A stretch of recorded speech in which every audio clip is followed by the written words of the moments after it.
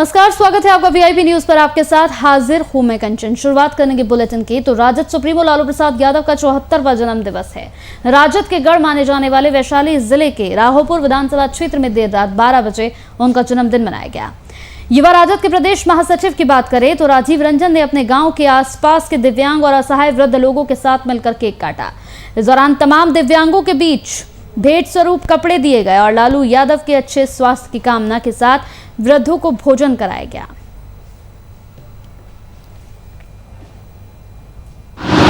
लालू जी का जो जन्मदिन है लोग दिन में मनाते थे, रात में मनाने का क्या कारण है?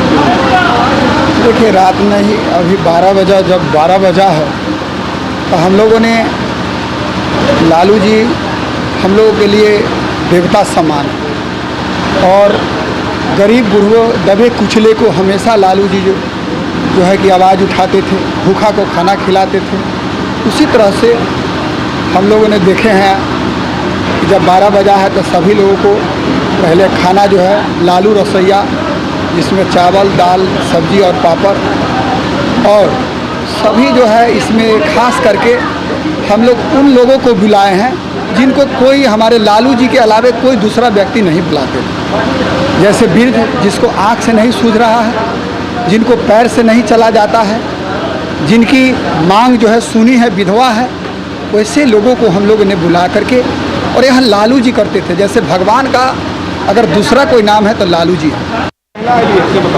मुखिया जी बोलन जन्मदिन मनावे मुखिया जी कहलन जे जन्मदिन है चलू, तो कपड़ा उपड़ा दिलन, फोटो उटो दिलन आ हुनकर वोट तो दिली रह, बाकी न जीतलन तो भगवान के दया से वो अमर बन के आवाज़ से रहतन तो हमरो सके सहायता करता।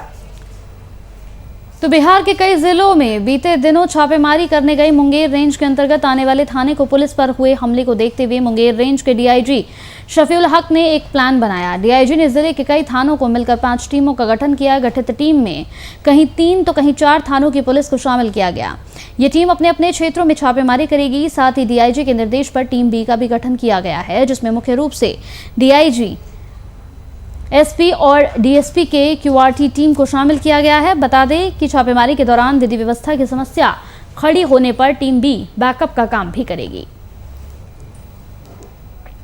शहर में अच्छी पुलिसिंग के लिए, ऐसी घटना पर रोक के लिए हमने 3-3 थाने की टीम बना दी है कि जब भी छापामारी होगी ये टीम छापामारी करेगी। जैसे कोतवाली है, कोतवाली, वासुदेवपुर, ओपी और पूरब सराय की एक टीम है। दूसरी टीम बनाई है हमने कासिम बाज़ार की, कासिम बाज़ार, सफिया सराय और सल्ललपुर की दूसरी टीम। तीसरी टीम है जमालपुर की, जमालपुर, फरीदपुर और ईस्ट कॉलोनी की।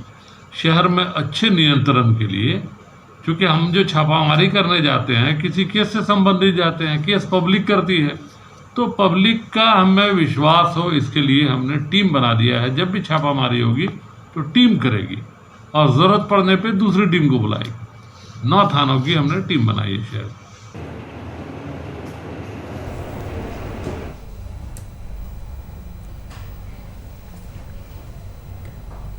तो बांका के नवटोलिया गांव में 2 दिन पहले मस्जिद से सटा मदरसा ब्लास्ट के मामले में जिला प्रशासन ने प्रेस कॉन्फ्रेंस करते हुए मामले का खुलासा किया है।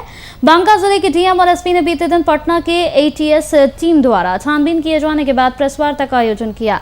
एसपी ने ब्लास्ट में देसी बम इस्तेमाल किए जाने की बात कही है। साथ ही उन्होंने धमाके में आईडी और साथ ही आरडीएक्स होने की बात को सिरे से खारिज कर दिया है। साथ ही उन्होंने बमबाजी के पीछे का कारण वर्चस्व जमाने को बताया है। उसने पूरी गहनता से, बड़ी सूक्ष्मता से उसकी जांच की। उस वक्त भी हम लोगों ने देखा। फिर हमारी एटीएस की टीम भी कल आई, उनकी भी बॉम्ब डिस्पोजल स्क्वाड अलग से बीडी टीम उनकी है, उसके भी ऑफिसर्स थे। हम सभी ने मिलकर उस घटनास्थल की जांच की तो घटना विस्फोट का केंद्र वही पाया गया। अब इसमें दूसरा बिंदु है कि ये विस्फोटक क्या था। यद्यपि इसकी जांच के लिए एफएसएल ने केमिकल एनालिसिस के लिए उसका ले रखा है, हम लोग भेज दिए हैं, जांच रिपोर्ट आएगा। लेकिन जो प्रारंभिक तौर पर हम लोगों को वहाँ से साक्ष्य मिले हैं वो साक्ष्य देशी बम के इंग्रेडिएंट हैं, जैसे जला हुआ सुतली, कंटेनर का पार्ट, कील, ऐसी कुछ चीज़ें हम लोगों को वहाँ से मिली हैं जिससे इसकी पुष्टि होती है। ये जो है एक रैयती लैंड पे ये मदरसा जो है बना हुआ है। इसमें इसका खतिहानी रैयत जो हैं वो बुद्धन मियाँ थे और अभी जो है ये इनका झकसू मियाँ थे जो बुद्धन मियाँ के वालिद हुए। अभी जो इसमें इमाम थे, जो कमेटी है मदरसा जो थी वो रजिस्टर्ड नहीं है। हम लोग मदरसा बोर्ड से रजिस्ट्रेशन होता है, मदरसा बोर्ड से ये मदरसा जो है रजिस्टर्ड नहीं था और किसी भी प्रकार का इसमें सपोर्ट या सहायता वो लोकल लोगों के मिलने कंट्रीब्यूशन से इसका वो चलता था। इसके संस्थापक जो थे मदरसा के मोहम्मद फारूक थे और जो सदस्य होते हैं वहाँ पे लोकल कमेटी के वो इद्रिस अंसारी थे और मोहम्मद अहमद हैं। तो ये लोग इसमें इन्वॉल्व थे। ये जो है एक रैयती लैंड पे ये मदरसा जो है बना हुआ है। इसमें इसका खतिहानी रैयत जो हैं वो बुद्धन मियाँ थे और अभी जो है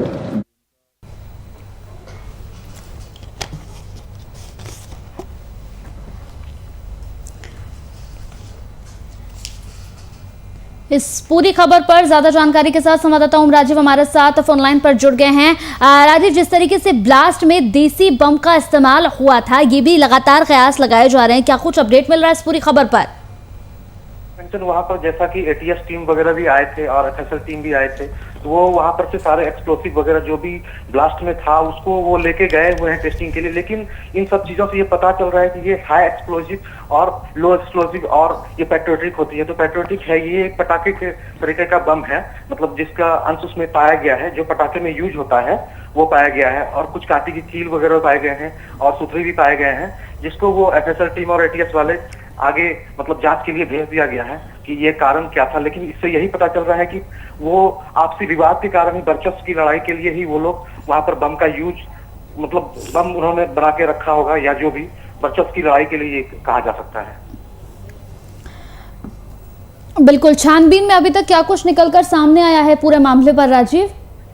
अभी तो कुछ भी ऐसा क्लियर नहीं पाया, लेकिन यही पता चला कि वो हाई एक्सप्लोसिव नहीं है, वो पटाखे में यूज करने वाला बारूद है और उसमें रस्सी सुथरी ये वो पाया गया है, इससे ज्यादा कुछ नहीं। और उन सारी चीजों को एफएसएल टीम और एटीएस वाले जांच के लिए आगे भेज दिए गए हैं और जांच का जब निर्णय आएगा तो फिर वो बताया जाएगा हमें।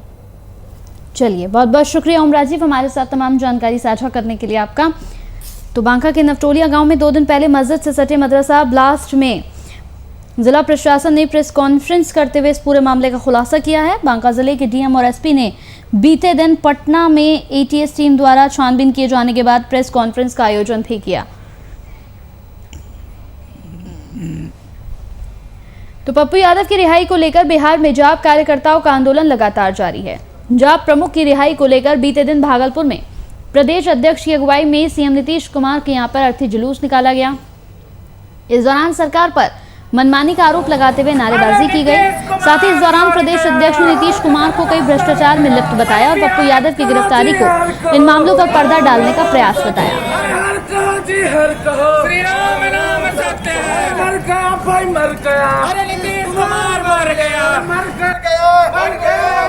आज का कार्यक्रम हम लोग बिहार के वैसे भ्रष्ट और बेशरम मुख्यमंत्री को उसी गंगा के किनारे जलाकर जलाने का काम कर रहे हैं, ताकि बताने जा रहे हैं कि तुमको देखा, तुमको कम से कम पहुंचाने वाले लोग हैं जिनको तुमने लावारिस घोषित कर दिया, जिनको मुखाग्नि देने के काम के लिए तुमने किसी को नहीं किया वहां पर, और जो उनके मुखाग्नि देने का काम कर रहे थे वैसे पप्पू यादव को तुमने जेल में बंद कर दिया। आज उसी का कार्यकर्ता एक पप्पू यादव को गिरफ्तार किया है, तो आंख खोल के देखो कितने पप्पू यादव तुमको उसी बरारी के अंदर ले जाके जलाने का काम कर रहे हैं। एम्बुलेंस जो राजीव प्रताप रूड़ी मर गया। एम्बुलेंस जो राजीव प्रताप रूड़ी मर गया। तो नालंदा को नगर पंचायत का दर्जा मिलने के बाद बड़गांव स्थित पंचायत भवन में बीते दिन नगर पंचायत कार्यालय का शुभारंभ किया गया। फिलहाल इस नगर पंचायत के कार्यपालक पदाधिकारी सिलाव नगर पंचायत के कार्यपालक पदाधिकारी राजेश गिरी को बनाया गया। उद्घाटन कार्यक्रम के बाद कार्यपालक पदाधिकारी ने नगर पंचायत की पहली प्राथमिकता इलाके में साफ सफाई को बताया।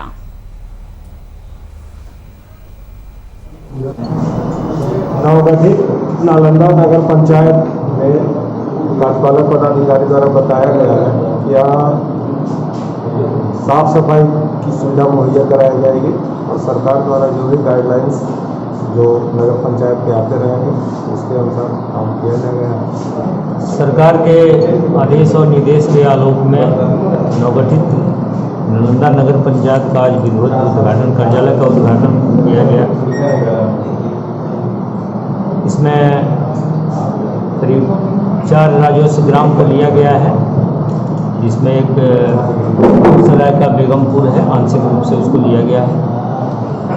अब इस प्राथमिकता के आधार पर अभी इस नवगठित नगर पंचायत में बड़े छोटे नालों की उड़ाही साफ सफाई की व्यवस्था प्राथमिकता के आधार पर की जाएगी और जैसे जैसे सरकार के आदेश निर्देश आएंगे, गाइडलाइंस आएंगे, उसके अनुसार हम लोग आगे का कार्य करेंगे।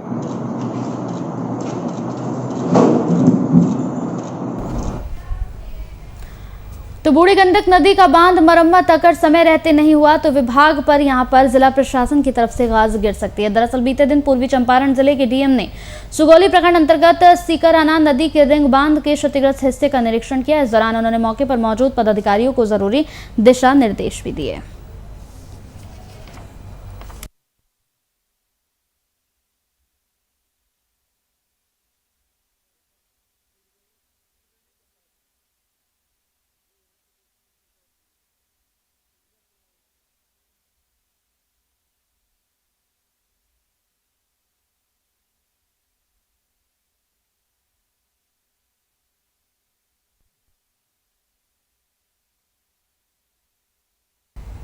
गिरिडीह जिले के गांवाहाट बाजार में बीते दिन यहां पर नाई महासभा की ओर से एक बैठक हुई है। बैठक में प्रखंड के सभी पंचायत के नाई समाज के लोग शामिल हुए। इस बैठक में झारखंड के स्वास्थ्य मंत्री बन्ना गुप्ता ने बीते दिनों नाई समाज पर की गई जाति विशेष बयानबाजी का विरोध किया और साथ ही स्वास्थ्य मंत्री को समाज से माफी मांगने की मांग की है। इस दौरान नाई समाज के लोगों ने काला बिल्ला लगाकर स्वास्थ्य मंत्री के खिलाफ जमकर नारेबाजी भी की।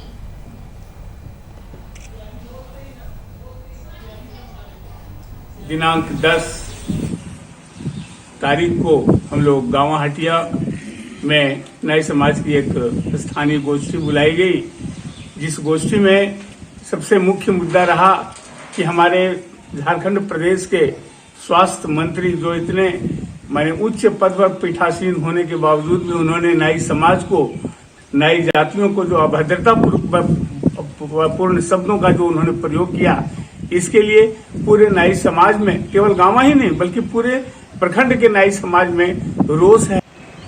आज गांव प्रखंड नाई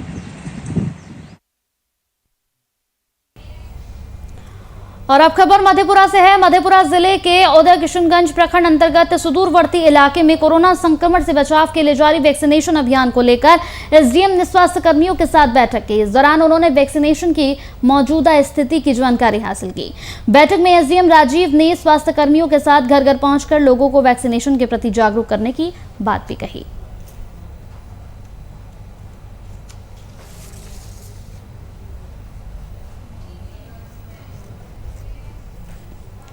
रामगढ़ कैंट स्थित गुरु नानक ऑडिटोरियम में जिला प्रशासन ने मॉडर्न वैक्सीन सेंटर का यहां शुभारंभ किया है। सेंटर के उद्घाटन रामगढ़ के उपायुक्त ने किया। इस दौरान जिले के सीएस समेत पंजाबी बिरादरी के अध्यक्ष रिमी सिंह भी मौजूद रहे। इस सेंटर में 45 से ज्यादा उम्र की महिला और पुरुषों को वैक्सीन दिया गया। साथ ही आपको बता दें कि आज के दिन वैक्सीन लगवाने वाले लोगों के बीच यहां पर कई उपहार भी बांटे जाएंगे। कोविड जो बहुत फैला हुआ है उसको लेकर हमारे स्कूल में आज वैक्सीनेशन का कार्य चल रहा है। जो यहाँ पे वैक्सीन करा रहे हैं उनको डायरेक्ट एक सर्टिफिकेट भी दिया जा रहा है और मैं आभार व्यक्त करता हूँ डीसी साहब का, पूरी टीम का, जिन्होंने हमें हमारे स्कूल को ये मौका दिया। सुनिश्चित जगह तय कर गुरु नानक के सभागार में इकट्ठा हुए हैं और हमारा एक ध्येय है कि आने वाली तीसरी लहर से लड़ाई है जो है वो वैक्सीनेशन को पूरा करने के बाद ही लड़ी जा सकती है। हर आदमी वैक्सीनेटेड हो, कोई न छूटे।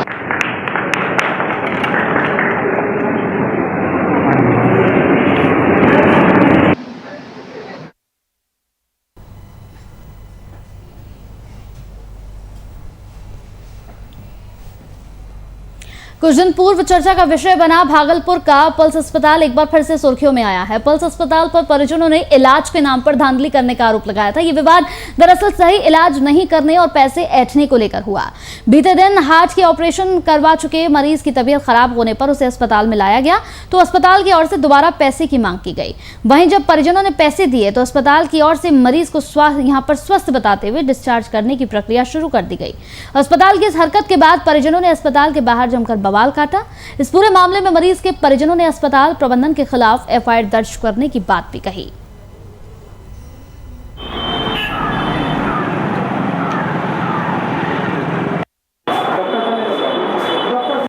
पहले हमारे यहाँ भर्ती हुए थे, कहीं से रेफर हुए थे पेसमेकर लगवाने के लिए। उनको पेसमेकर लगा और इन लोगों ने अपने कंडीशन के हिसाब से हम लोगों को बोला कि जो उनके बजट के हिसाब से इंडियन पेसमेकर ही एडजस्ट हो रहा था, तो वो हम लोगों ने लगा के पेशेंट को ठीक ठाक घर भेज दिया। पेशेंट ठीक से 2 महीने से ठीक ठाक रहा, 3 महीने तक ठीक ठाक रहा। 2 दिन पहले पेशेंट को थोड़ा बहुत चक्कर आना शुरू हुआ। चक्कर आने के बहुत सारे कारण हो सकते हैं, सर्वाइकल स्पॉन्डिलोसिस से लेके ब्रेन का कोई प्रॉब्लम हो सकता है। तो पेशेंट हमारे पास आया कि मुझे चक्कर आ रहे हैं, ठीक है। पेशेंट का हमारे सारे रिपोर्ट्स नॉर्मल थे।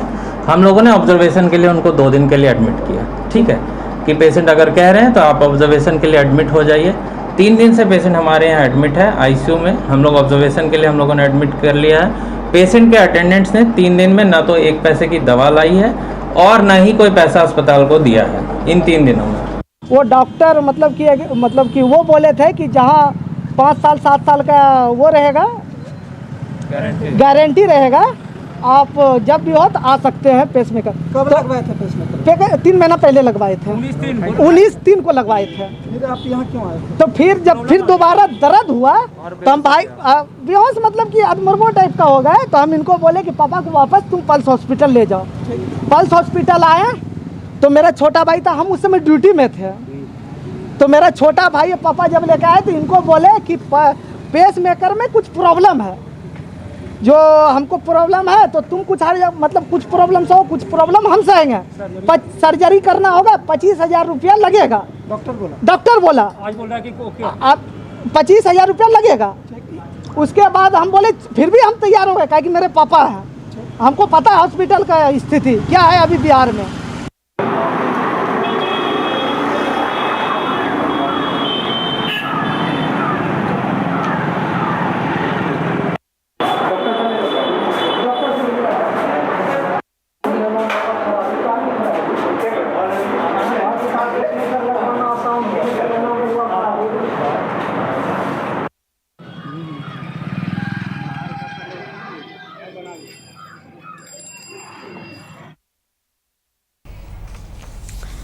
तो बिहार में अपराधियों का आतंक लगातार कानून को चुनौती दे रहा है। अपराध का ताजा मामला आरा से आया है, जहां अपराधियों ने युवक को गोली मारकर उसकी हत्या कर दी। पुलिस चौकी से महज थोड़ी ही दूर पर हुए इस घटना के बाद बाइक सवार अपराधी फरार हो गए। इस घटना से आक्रोशित परिजनों ने आरा पटना मुख्य मार्ग पर जमकर प्रदर्शन किया। वहीं मृतक के बड़े भाई ने इस घटना को लेकर पुलिस की मिलीभगत की बात कही है। घटना में फिलहाल पुलिस जांच पड़ताल कर रही है।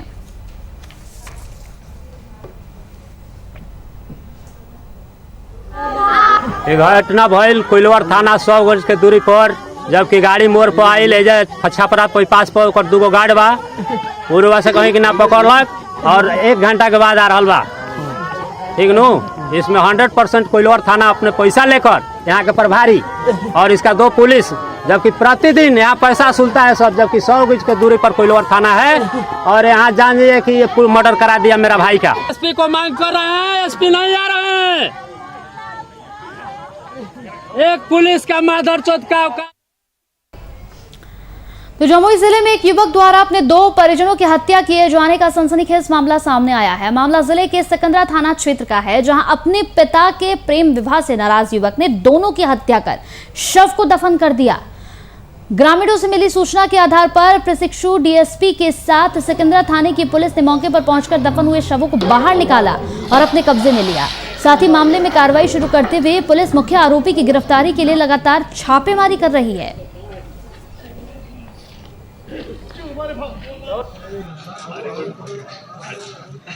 हत्या के बारे में पता चला था कि 2 आदमी स्मेल आ रहा है, कुछ गंध आ रहा था, रवई गांव ये मुसहरी का ये जांजल में तो पुलिस पार्टी आई, हम लोग सब देखे, खोजबीन किए, कुछ महक को आ रहा था। पता चला कि 2 डेड बॉडी इसमें गाड़ा छुपाने की नीयत से हत्या करके, एक कारू मांझी का है और एक भवानी मांझी, उनका लड़का है ललन मांझी। ललन मांझी के ये पिता हुए।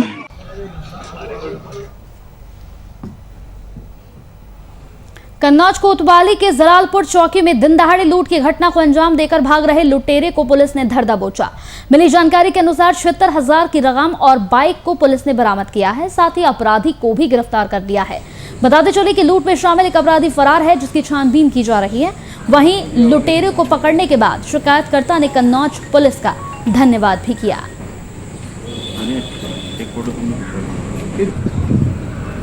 कन्नौज के थाना गुरुसहायगंज क्षेत्र में आज एक सूचना प्राप्त हुई कि एक मोटरसाइकिल सवार के 70,000 रुपये लेकर के 2 बदमाश कोतवाली की ओर भागे हैं।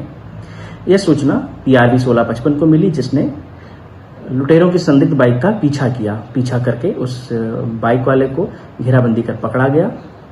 इसमें एक अभियुक्त और बाइक तथा लूटे हुए 60,000 रुपये वहीं बरामद हुए। घटना सिटवा रोड गुरुसहायगंज। क्या हुआ था? झोले में बैग टंगा था, दुकानदार से पैसे ले रहे थे। इतने में ये 2 चक्कर मार के आया और बैग झोला उतार के अपनी गाड़ी पर सवार होके जब चक्कर हो गया।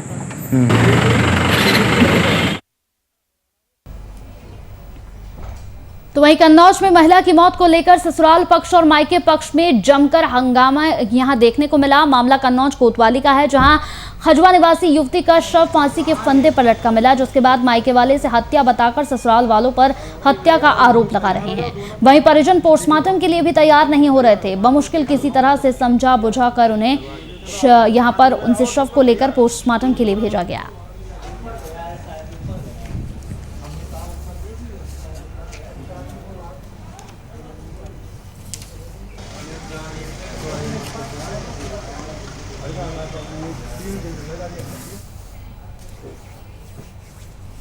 चलिए इसी के साथ VIP न्यूज में मेरे साथ इतना ही। नमस्कार।